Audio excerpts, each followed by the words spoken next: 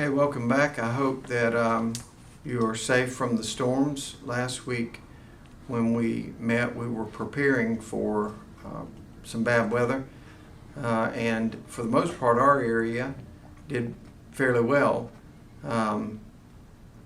Prayers to all of those that are in trying to rebuild now in western North Carolina especially, but western and central Georgia and South Carolina, the upstate, Tennessee, Kentucky. I think what's happening, and certainly I'm not a meteorologist, but when our area can absorb a lot of rainwater. It's swamps, it's rivers, and it's not that far to drain into the ocean. When you get up into the mountain areas, you get 6 inches of rain at the top of the mountain. It doesn't soak in. It starts moving downhill like water tends to do. And pretty soon 6 inches at all of these smaller towns collects. And then at the bottom of the hill, you've got a real mess. And you see where the interstate's washed out around Asheville. Asheville now is only accessible by air, but there's a lot of other little towns, Chimney Rock, Lake Lure, Maggie's Valley. A lot of those places that we visit are really in dire need right now. And most of Greenville is still without power, Spartanburg, and probably will be for weeks and maybe months in North Carolina, Tennessee, Pigeon Forge, all around there. Last week we did have a trial roster. Of course, our leadoff case was the Megan Jackson case. That got continued a little bit earlier, so we went into it Monday knowing that was continued. The defense attorneys asked the judge to continue it weeks out, and he did. And so we went on down the list and was able to get to a bunch. We started out with 11 trials, and most of those got settled once they got called and a jury got picked. Something magical about a jury. You put them in the box and people will decide, I really don't want a trial, I want to plead guilty. But that was not the case for Napoleon Richardson, 37 of Conway. He did end up pleading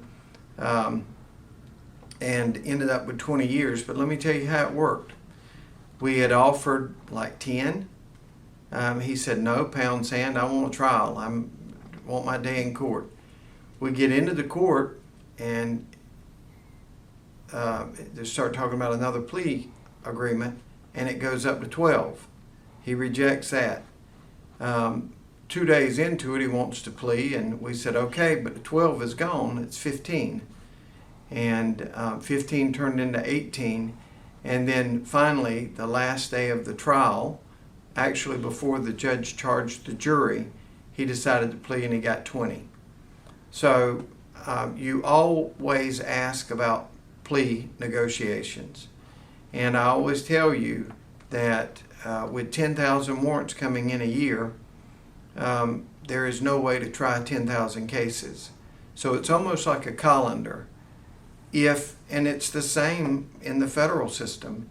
If you plead early, you're going to get a much lower rate than if you plead late, because the way our court is set up is that we are going up in price. If you were to go out to a store and they had it on sale, that's the time to pick up whatever you're wanting. As you wait and the sales go off, then it's more and more and more. And that is one way going forward that other people say, I don't want what happened to Napoleon Richardson to happen to me. And guess what? If he had not have pled, he would have gotten 25 because that was the mandatory minimum. So he saved himself 5 years off of the 25, but he lost 10 years by constantly turning down offers. So hopefully the word will get out and we can move cases before they get 2 years old. This is one that there was really no tribal issues. It was just a person wanting to stand on the train tracks and stare down the train.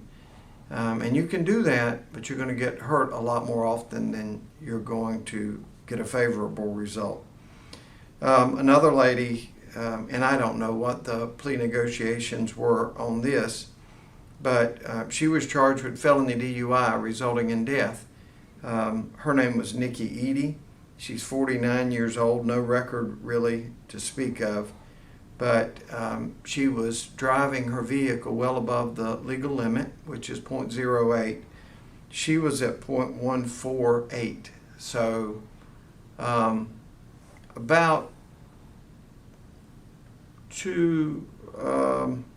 almost double the legal limit.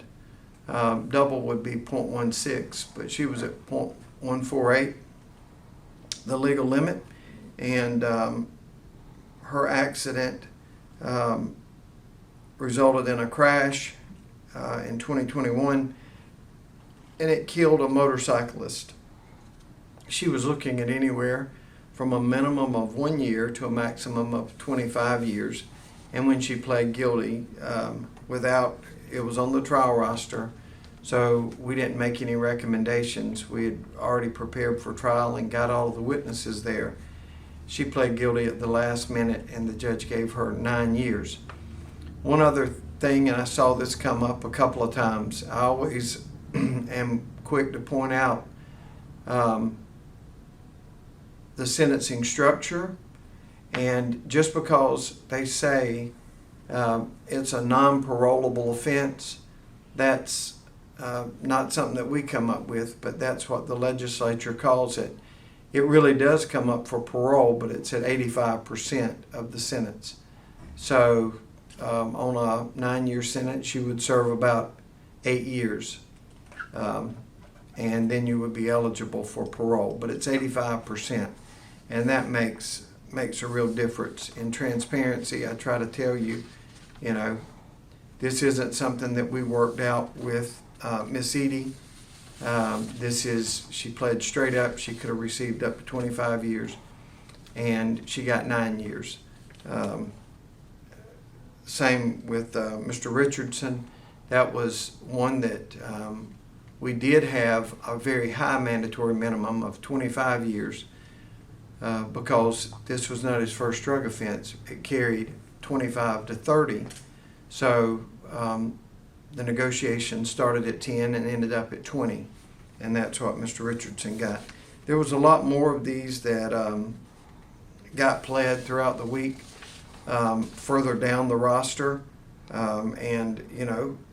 We have one on here that we dismissed. So it's not only a push for defense attorneys, but for our people that probably should have done something with this case earlier.